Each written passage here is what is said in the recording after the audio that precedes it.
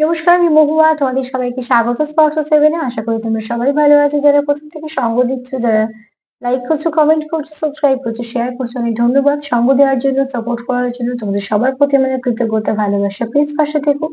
চলো 3টে কার্ড নেবো আর দেখে নেবো যারা নো কন্ট্যাক্টে আছে তাদের পার্টনার কি ভাবছে এই মুহূর্তে।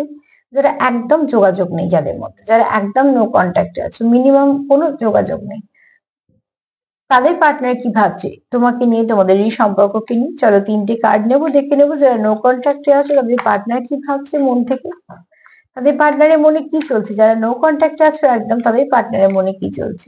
যারা একদম নো কন্ট্যাক্টে আছে তাদের পার্টনারের মনে কি চলছে। যারা একদম নো কন্ট্যাক্টে আছে তাদের পার্টনারের মনে কি চলছে। প্লিজ অ্যাঞ্জেল হেল্প করো। যারা একদম নো কন্ট্যাক্টে আছে তাদের পার্টনারের মনে কি চলছে।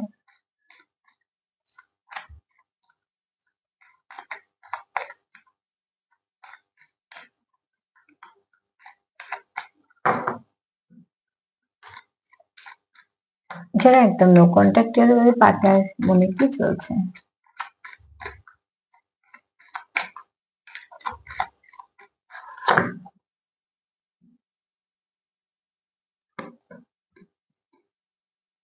Perfect timing. তোমার পার্টনার অপেক্ষা করছে, ঠিক আছে। যারা একদম নো কন্ট্যাক্টে আছে তাদের পার্টনার অপেক্ষা করছে যে সঠিক সময়টা আসবে যখন একদম টুক করে বলে দেবো মনের কথাটা। অ্যাকচুয়ালি এখানে যারা নো কন্ট্যাক্টে আছে আজকে পার্টনারের এনার্জিটা ভালোই আছে। তারা অপেক্ষা করছে একটা সঠিক সময়, যে সময়টা বললে মানে আর তোমাদের মধ্যে ঝগড়াঝাটি হবে না বা নো কন্ট্যাক্টটা থাকবে না।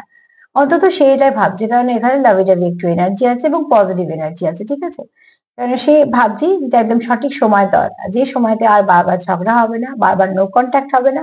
অন্তত তোমাদের মধ্যে একটা কন্ট্যাক্ট হবে, মিনিমাম একটু কথাবার্তা হবে এবং কথাবার্তাটা শুরু হবে, যেটা দরকার। একদম কথাবার্তা বন্ধ হয়ে গেলে আগে আমরা কি চাই, কথাবার্তাটা শুরু হওয়ার।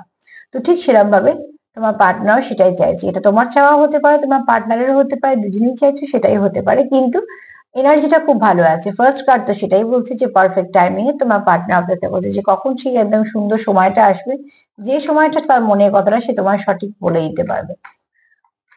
আর বলে দেওয়ার পর কোনো রকম কোনো সমস্যা হবে না, ঠিক আছে। তার মানে তোমার মুড টুড দেখছে আর কি।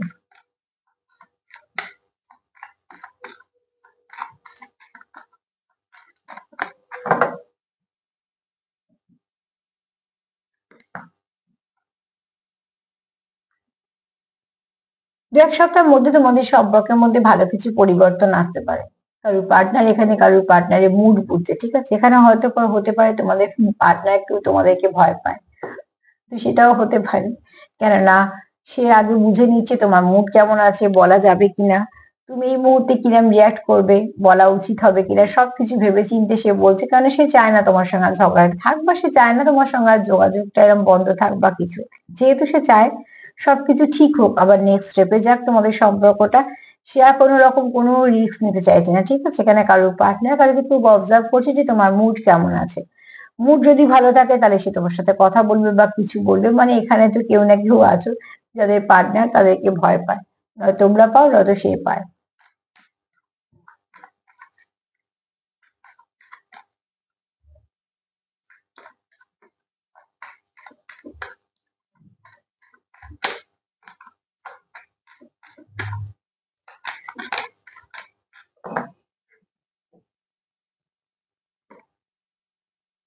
ফরগিভনেস। কেউ চাইছে যে সব মিটে চিটে যাক বাবা, মানে ক্ষমা করে দিলেই ব্যাপারটা মিটে যায়। কেউ চাইছে ক্ষমা করতে, কেউ ক্ষমা চাইছে, ঠিক আছে। এখানে এবার কে কি করছো সেটা তোমরা বুঝতে পারবে। হতে পারে তুমি ক্ষমা চাইছো, সে ক্ষমা করতে চাইছে, এরকম কিছু একটা সিচুয়েশন হয়ে আছে। মোট কথা এখানে ফরগিভনেস কার্ড এসছে, মানে কেউ তো চাইছে যে ব্যাপারটা এবার মিটে যাক। নো কন্ট্যাক্টে আছো তো। কার্ড দেখো 3টেই কিন্তু খুব পজিটিভ এসছে। ফার্স্ট কার্ড এসছে যে একদম সঠিক সময়ের অপেক্ষা করছে সে, কারণ সঠিক সময়টা পেরিয়ে সে তোমার চুপ করে কথাটা বলে দেবে, যাতে অসুবিধা আর না হয়, যাতে আবার রিপিট না হয় তোমাদের মধ্যে যেটা, যে সিচুয়েশনের জন্য তোমাদের যে স্টাকনেস এসছে বা কিছু পজ এসছে বা বন্ধ আছে সম্পর্কটা, সেটাকে চালু করতে গেলে সঠিক সময় অপেক্ষা করছে।